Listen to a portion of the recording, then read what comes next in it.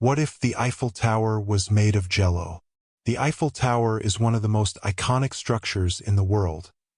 300 meters of iron rising proudly above the Paris skyline. It's a symbol of elegance, strength, and French engineering brilliance. But today we're going to imagine something less elegant. What if the Eiffel Tower were made entirely out of Jell-O? Let's say, one morning, the people of Paris wake up to a strange, fruity scent drifting through the air. Tourists gather in disbelief as the Iron Lady glistens under the sunlight. Not in her usual metallic gray, but in translucent red, wiggling softly in the breeze. The Eiffel Tower, somehow, overnight has become a 10,000-ton dessert. First, let's talk physics. The original Eiffel Tower weighs about 10,000 tons and is made of wrought iron, which is very good at handling compression. Jell-O? Not so much. Jell-O is 99% water held together by gelatin, basically a snack with the mechanical integrity of a sponge. The moment someone tried to rebuild the Eiffel Tower using Jell-O, the first few floors would collapse under their own weight before you even got to level 2. But let's pretend, just for fun, that the laws of physics took a little nap and the tower somehow holds its shape. Engineers across the world panic. Structural integrity? 0. Earthquake resistance? Negative. Wind resistance? Jell-O towers and wind have never been friends. The tower would sway, shimmy, and probably develop anxiety from the constant Parisian breezes.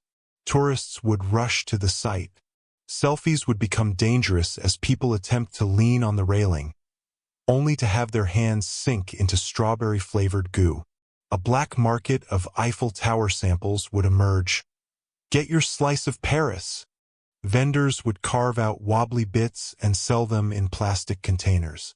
French authorities would try to stop it, but let's be honest, who wouldn't want a bite? But beyond the surface-level silliness, things would get weirder. The Eiffel Tower isn't just a tourist attraction. It's a functional radio tower. So now imagine engineers trying to attach transmission equipment to gelatin. Every time they screw something in, it just jiggles and pops back out like an annoyed pudding. Pigeons, no longer able to perch safely, would sink into the tower's surface, flapping helplessly as they slowly descend into a strawberry prison. Rain? A disaster. The moment it starts to pour, parts of the tower begin melting. Tourists open umbrellas not to stay dry, but to protect themselves from sugary collapse. Then comes the summer. Oh no, the Parisian heat wave hits. The temperature rises. The tower, already trembling with fear, begins to sag. A slow, terrifying lean develops. Scientists issue warnings. Evacuate the Champs de Mars. But some tourists ignore it. It's Jell-O, they say. What's the worst that can happen? The worst happens at 3:17 p.m. The top of the tower flops over like a sleepy giraffe, wobbling in slow motion. The final collapse is majestic. A cascade of red gelatin pours into the park below. Children scream in joy. Adults scream in horror. Dogs bark. French politicians argue over whether this counts as an act of culinary terrorism. The entire city smells like an enormous fruit salad. In the aftermath, scientists from around the world descend upon Paris. Not to study the physics, no, that ship has sailed. They want to know why. Who did this? Was it aliens with a sweet tooth? A rogue dessert-based AI? A bored reality warping intern in the multiverse department? No answers are found, only spoons. Cleanup efforts take weeks. The Seine River runs pink for days. Paris bans gelatin. In 2034, a bill is passed declaring that no monument in France may be rebuilt using food-based materials. They name it the Strawberry Clause.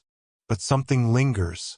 In the memories of those who saw it, in the sticky shoes of those who walked through it, and in the taste buds of the brave who took a bite, the Jell-O Eiffel Tower lives on.